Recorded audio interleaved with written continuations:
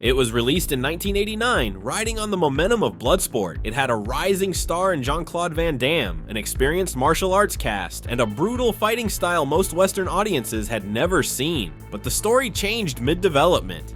The original writer left the project, and one of the central characters wasn't even credited by name. So how did a film built on a reworked concept, behind-the-scenes conflict, and unexpected casting choices become one of the most influential martial arts movies of its era? Well, this is the history of Kickboxer.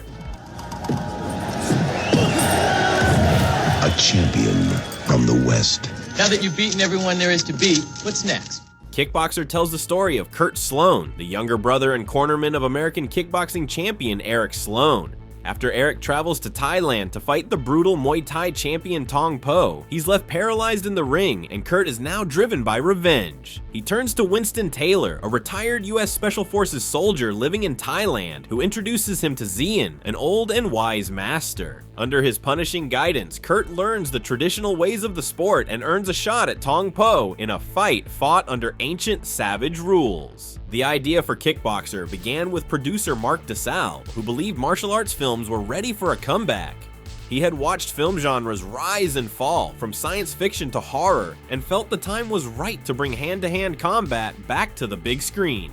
To develop the screenplay, he approached writer and director Sheldon Lettich. Known for his work on Bloodsport and Rambo 3, they met over lunch to discuss the initial pitch. But the first version of the story was far from what audiences eventually saw. In that early version, Tong Po loses a match in the US, then breaks into Kurt Sloan's home to seek revenge. During the attack, he kills Kurt's mother, who had been baking cookies, by kicking her in the face. Sheldon Lettich immediately objected. He found the scenario unconvincing and emotionally hollow. Instead, he proposed a more grounded alternative: have the brother injured or killed in the ring. That change would give the story a clear emotional anchor and make the motivation stronger. Despite helping shape the foundation of the film, Lettich eventually stepped away due to creative differences with DeSalle. Although he had written a treatment for Kickboxer, he received no writing credit on the finished product. Credit was given to writer Glenn Bruce and the film's director David Worth. Worth had served as cinematographer on Bloodsport and brought visual consistency to the project, but his involvement extended well beyond the camera. According to Worth, he directed every scene, supervised casting, and oversaw the entire shoot. With the screenplay and director in place, next was the casting.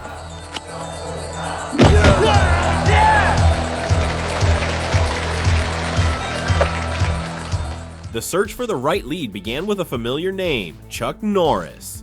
But as the script developed, it became clear they needed someone younger, someone with a different energy. That opened the door for Jean-Claude Van Damme. Van Damme's popularity was rising fast after Bloodsport, and he brought more than just star potential. He had personal enthusiasm for the story and strong opinions about the direction of the film. His martial arts background and screen presence made him a natural fit for Kurt Sloan. Michel Qissi, Van Damme's childhood friend and longtime training partner, was originally working behind the scenes on fight choreography. But it quickly became clear he could do more. He had appeared in Bloodsport in a smaller role, but for Kickboxer, he stepped into the spotlight. With the help of makeup artist Earl Ellis, Qissi underwent a full transformation to become Tong Po. His head was shaved, prosthetics were applied, and a traditional Muay Thai top knot was added to complete the look.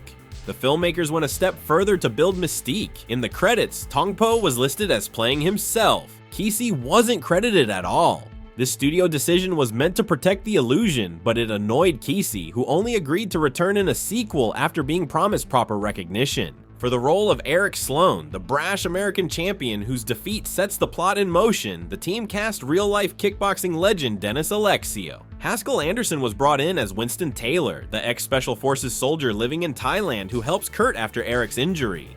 The character of Taylor had been created by Lettich and was inspired by real-life American veterans who had settled in Thailand after the Vietnam War. Finally, Dennis Chan was cast as Xian Chow, the eccentric but wise Muay Thai trainer who takes Kurt under his wing. To give Kickboxer an authentic atmosphere, the production relocated to Southeast Asia.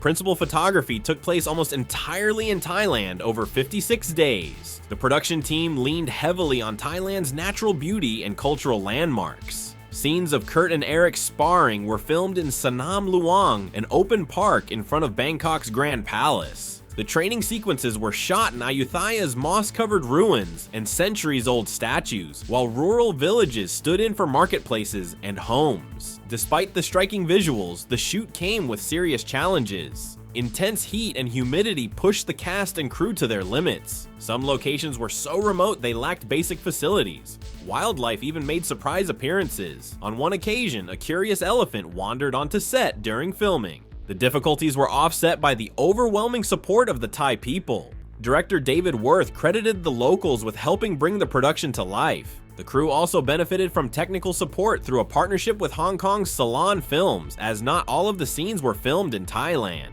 The climactic rescue of Eric was actually shot in Hong Kong. Hong Kong producer Charles Wang supplied Panavision cameras and expert crew members, giving the film a polished look despite its low budget. Actor Haskell Anderson revealed that on his first day on set, he had to jump straight into one of the film's most action-heavy sequences.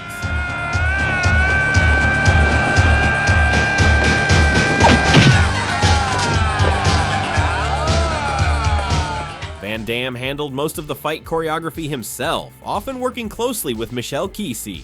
Director David Worth encouraged him to take creative control of the combat, trusting in his martial arts expertise. Qissi and Van Damme, who had sparred together for years, created sequences that played like brutal choreography. For safety, the infamous glass-covered gloves were made using crystallized sugar and rubber shards, but they looked lethal on camera. During one take, Van Damme accidentally kicked Qissi in the face. Qissi laughed it off, a testament to the trust between two friends. Outside the ring, the film still found ways to surprise. The now famous bar scene was choreographed by Van Damme himself. He blended his dance moves with sudden kicks and punches, all set to Feeling So Good Today. Though Van Damme was hesitant about the silliness, he trusted the moment would make his character more relatable.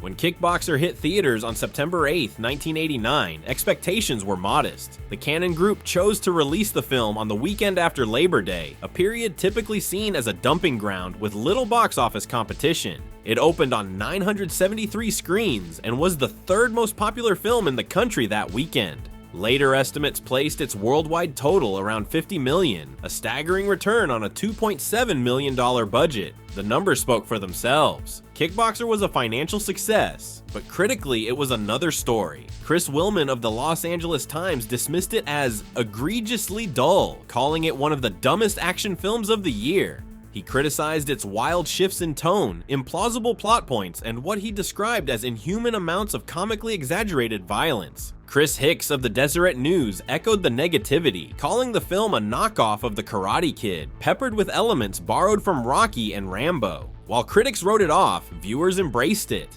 On VHS, the film exploded. Rental shops couldn't keep it on shelves. Martial arts fans connected with its stripped-down story, its raw fight sequences, and the exotic settings that felt different from the urban brawls of other action fare.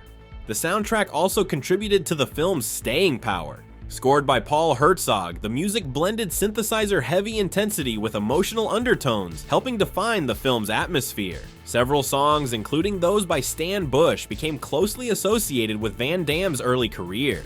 The soundtrack was officially released and later remastered in 2006 by Perseverance Records in a limited run. This edition was notable for preserving the original score, though it excluded the track Buddha's Eagle, which had appeared on the Best of Van Damme Volume 2 compilation. As Kickboxer gained momentum on home video back in the 90s, it also launched a series of sequels. While Van Damme did not return for any of the original follow-ups, his absence didn't stop the franchise from continuing. The character of Tong Po returned, and in later years, Van Damme rejoined the universe in the 2016 reboot and its sequel.